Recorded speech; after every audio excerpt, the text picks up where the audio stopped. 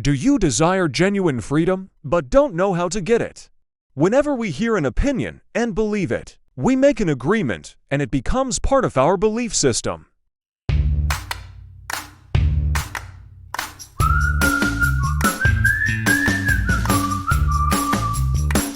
As we've grown up, we've subconsciously made a bunch of agreements, not too dissimilar to the 4 agreements, with ourselves. These agreements guide our behavior. They act as an internal compass by which we decide what we do and don't do. But we never chose these agreements. This book presents us with 4 agreements that we should make with ourselves in order to live a good life. Replacing our old agreements with these new 4 won't be easy, but it may be an important personal shift you can make. The 4 Agreements Summary. The Toltecs were an ancient civilization from Mexico, known as the Women and Men of Knowledge. They were scientists and artists who formed a society to explore and conserve the spiritual knowledge and practices of the ancients. It's not a religion but more of a spiritual way of living. Don Miguel Ruiz dug back through civilization to extract the core wisdom and the guiding principles from their way of living. We have all made a number of agreements about how we will go about life. We've made agreements with our friends, partners, parents, children, with our God/us, with society more broadly. And of course, the most important agreements are the ones we've made with ourselves. All of these agreements we've made guide our personality. They tell us who we are, what we feel, what we believe, and how we behave. In most cases, however, all of these agreements were never consciously chosen. Ruiz says that, like farm animals, we've been domesticated from childhood. We were punished or rewarded based on what we did or didn't do, and this molded us to become who we are today. This book shows us that it is possible to break some of the old agreements that are no longer serving us, and instead create some brand new agreements that we consciously choose and then uphold day in day out. Whatever your own agreements may be, Ruiz suggests that, based on Toltec wisdom, we should all make the following 4 agreements. The first agreement: be impeccable with your word. Our word is the most powerful tool at our disposal for creating things. But it's a double-edged sword. With our word we can create the most beautiful dream, or your word can destroy everything around you. As such, we must be careful how we use our power. The human mind is like a fertile ground where seeds are continually being planted.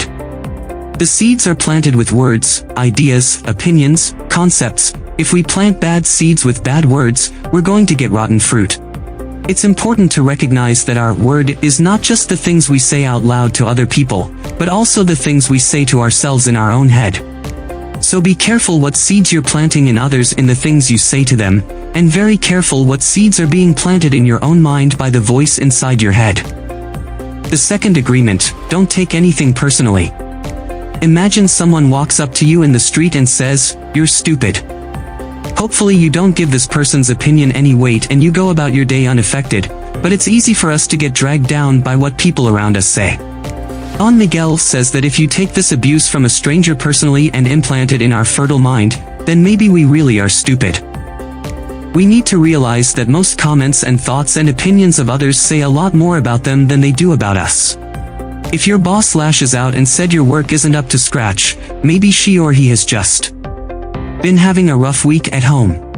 If the barista at the cafe doesn't smile at you, maybe they just got verbally abused by an irate customer and they haven't fully recovered yet. In any scenario like this, we need to recognize that these aren't personal. The things that happen to us aren't always a true reflection of us and our abilities. Don't take other people's self-opinions and apply them to yourself.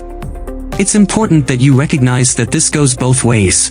If someone insults you, then don't take it personally, but also if someone gives you immense praise, don't take it personally and use it as a building block to boost your own ego. The third agreement: don't make assumptions. Making assumptions is really asking for problems. We take a tiny piece of information, then extrapolate it to paint a full picture. If we believe that this picture we've painted, based on one small piece of information, gives us a firm grasp of the situation, then we're doomed for disaster. The biggest assumption we all make is that everybody sees the world the same way that we do. This is an assumption, and it turns out that it's not true. All of us view the world differently based on our background, our experiences, and our current positions. We need to realize that everybody is looking at the world through their own tinted glasses. While the outlines will generally look similar, the finer details will look completely different from person to person. The way to combat this is to have the courage to admit that you don't know, then ask questions. Rather than making an assumption and guessing that you're probably 30% right and 70% wrong, be upfront and admit that you're unsure so that you can get much closer to a 100% understanding. If we get more information, we can truly know something rather than just assuming. The fourth agreement, always do your best. It seems obvious, of course we should always do our best, but if you think back, I'm sure you can pick out something you did this week where you didn't do your best. This is for the big things, the annual report at work and speech you're giving, the performance you're a part of. But it's also for the small things, our daily interactions with another human, the way we speak to our partner, the way we enter a room. If we don't do our best, there is a gap between how we perform and how we know that we could perform if we tried our best. We often fill this gap with guilt or regret for not doing the best we possibly could have. If every moment in your life you do your best, then there is no room for regret in our life. And if one day you don't do your best, don't stress about it, don't worry about it, don't replay the moment over in your head. Put a full stop at the end of that day. Tomorrow is another opportunity for you, so make sure that you do your best.